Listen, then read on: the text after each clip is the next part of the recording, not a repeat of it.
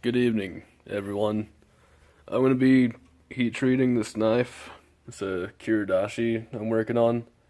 Got a sycamore and brass for the handle. That's for something else. But yeah, someone asked for some heat treat tips on 1095, so here goes. Go ahead and light the forge up.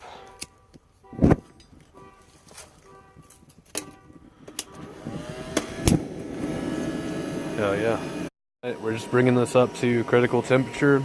I got this horseshoe in there. That'll come in handy in a minute.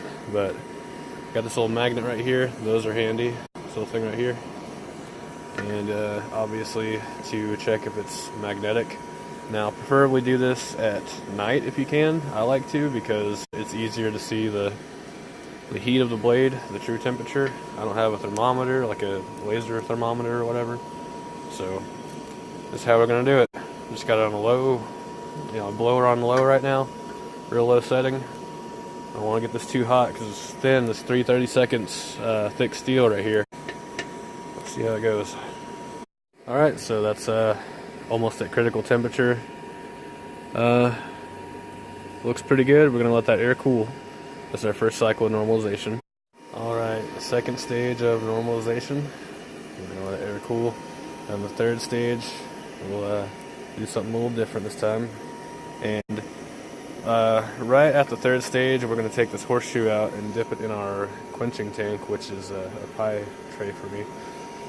And yeah, it's going to heat up the oil, get it up to. By the time we quench the steel, it's going to be right at about perfect temperature. All right, heat cycle number 3. We got that oil nice and hot. It's going to be slowly cooling down. And it's a 922. We're gonna let this soak here for about 8 or 9 minutes or so. And I don't build my fire up too hot. I just kind of sit here and soak it in that flame. I don't let it get, glowing yellow hot, of course. And just let it soak there for about 10 minutes. And one of the members in that group, knife making, a hobby, I think, yeah. I was asking this question, or asking for tips on how to normalize and heat treat 1095. I don't claim to be an expert, and I may have some imperfections to my technique, given this is a backyard brake drum or wheel forge, whatever you want to call it.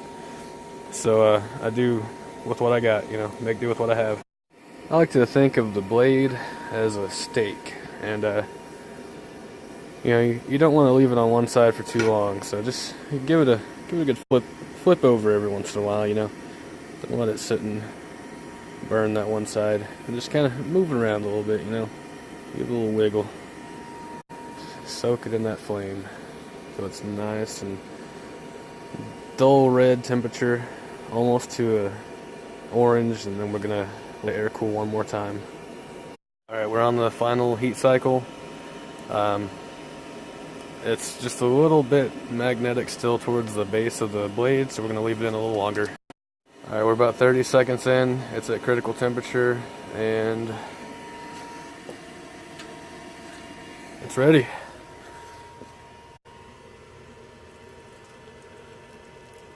Alright.